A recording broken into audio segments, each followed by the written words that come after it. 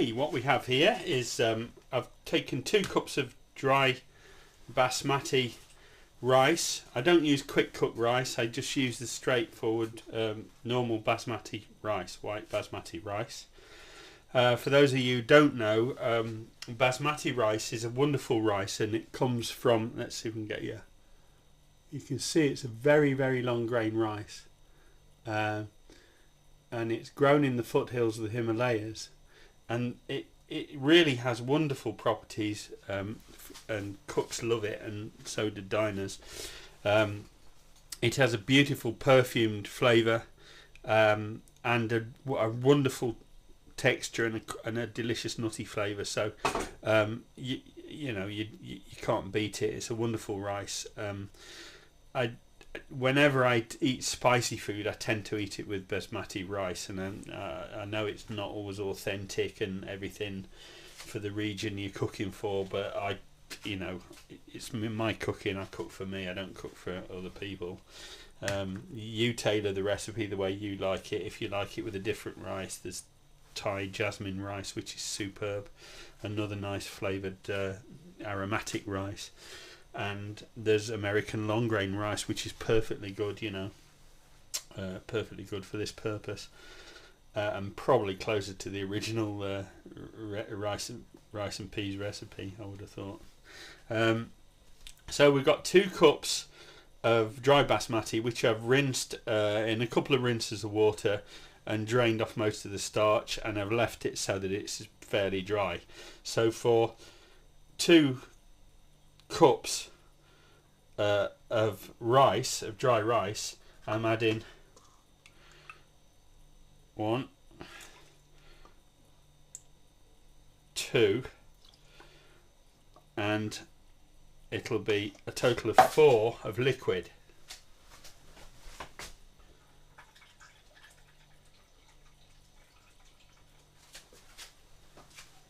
I've topped that up with some water, 3, and 1 more.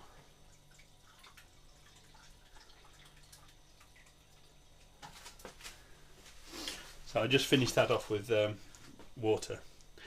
Okay, so that was about 2 1/3 cups is in a standard.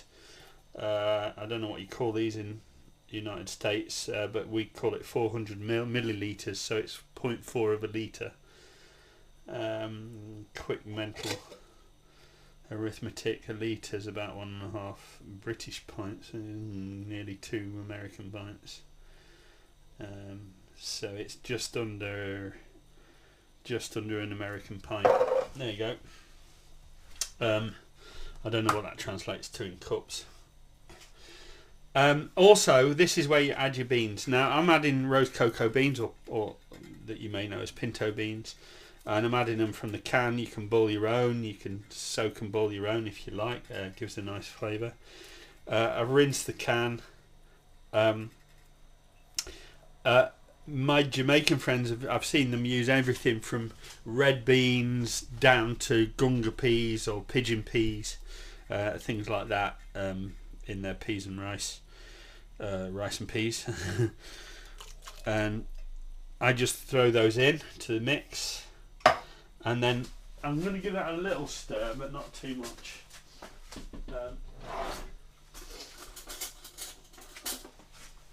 Because I don't want it breaking up. Just want to distribute it evenly in there. Another little luxury you can add at this point, and I think I might just do it just to show you what it looks like, is what I do is I get this beautiful Kashmiri saffron, which is actually saffron itself. It's not turmeric. A lot of West Indians will use turmeric and call it saffron, but this is saffron. Saffron are the stamens of an autumn flowering crocus, and they're hand picked. It's incredibly expensive. It's worth more by weight than gold is. So, but you only use it very sparingly. So if I drop a couple of those on, literally, I mean, just that amount will give it some yellow colour. So there you go. That's, if you see them there, you'll see like they look like what they are. They look like stamens. I'm working on getting some studio lighting for my next videos, so you'll probably see all these dreadful shadows right now, but we're learning as we go, and we're getting more professional, I hope. So that's now ready to put on the stove. We put that on a hot stove with the lid on, and we don't remove the lid. The lid doesn't come off until we're ready to serve this stuff. All right, that's the rules. Don't lift the lid, because this is a very heavy pan. It's made of 18H stainless steel. It's got a copper sandwich bottom. It's really superb pan to use, and it's got a very heavy lid for the size of the pan. Again, you know, it's an 18H stainless steel, and it's absolutely fabulous. Beautiful quality, superb pan. So if you're looking for something, you can use like a Dutchy pot, anything that's good with a good solid heavy lid. But really nice. You can see the saffron already starting to leak. It really finds solution with oils, so the oil in the coconut will be already start to draw the beautiful saffron yellow out of it. So we put the lid on there. I'll put that on the stove, and the next picture you'll see will be this on the stove, and I'll talk you through it. Okay, you see it there on the stove. It's got the heavy lid on. I've only just put it on, so it's cold. And I've turned this stove on, the adjacent stove. I've turned that on very, very low, because as soon as that starts bubbling hot, that goes on to there, yeah. And that stays on there for about 5 minutes, and then I turn the heat down. There's always been a problem with the British people in cooking rice, and that doesn't account for the people who of Asian or West Indian extract. It's just the British. We seem to have a problem with it. They feel like they've got to boil the rice and then drain all the water off and all that stuff, and they complain. Or they'll say that it's got to be, each grain's got to be separate. Why would you want that?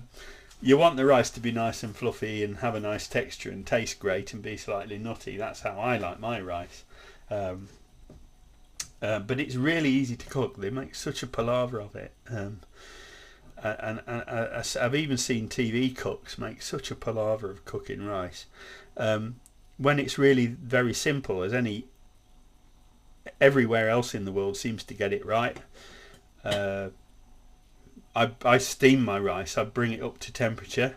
I wait till the lid is hot and it starts issuing steam.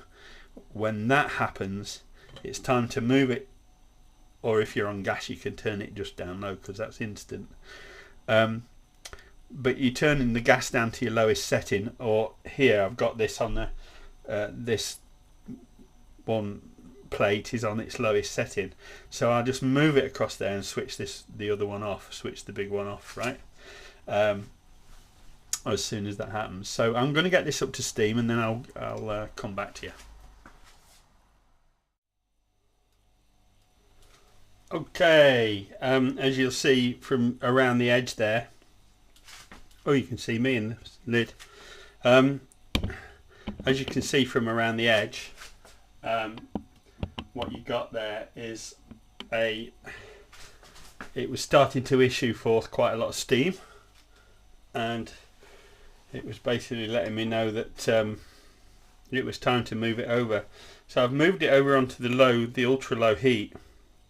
And all that does is it keeps the heat in there, because the rice in there is still hard. Under that lid, the rice is still a bit hard. So what it needs to do now is, the good thing about this beautiful domed lid is that the steam is gathering in and around and going back in to there. So this is why you need a good heavy tight fitting lid, because you want that steam to stay inside that lid. Okay, and then if you're going to cook by absorption, that's the way to do it. If you're going to cook by steam absorption, this is the way to do it. We don't lift the lid during the cooking process, so from once you put the ingredients in the pot and you put that lid on, you don't lift the lid until this rice is ready. So what we do now is we leave it on here for about 5 minutes with some heat under it, because we want to keep that heat ticking over for now. There's quite a lot in there to cook through. There's 2 cups of dry rice in there and the peas. So what we're going to do is we leave that in there for a bit with the heat on low, and then in 5 minutes time we'll turn down the heat and then leave it for another 5 to 10 minutes. Okay.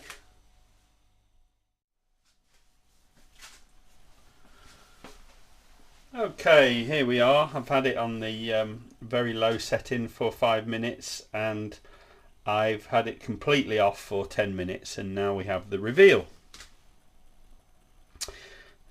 There should be a gush of steam. Oh, it's a bit stiff because of the rice. There you go. And you'll see there that the rice is puffed up, it's fluffy, it's cooked all the way through, and it's just perfect.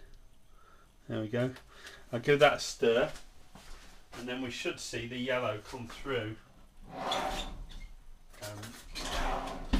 The yellow come through from the saffron slightly.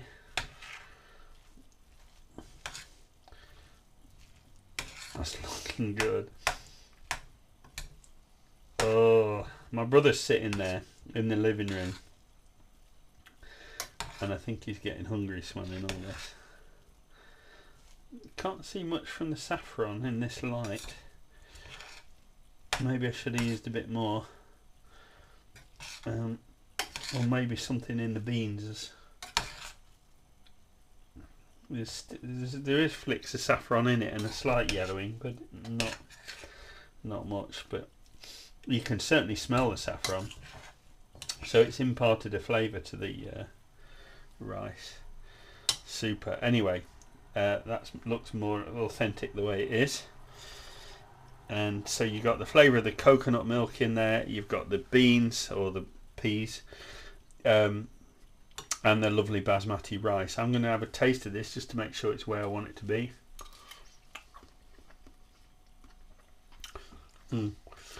I tend not to salt my rice at this level, because generally when I cook rice like this, it's going to be served with something extremely spicy, flavourful, and then if you don't salt the rice, it acts as a counterbalance in flavour and balance to the spiciness and saltiness of the food you serve it with. So that's the rice.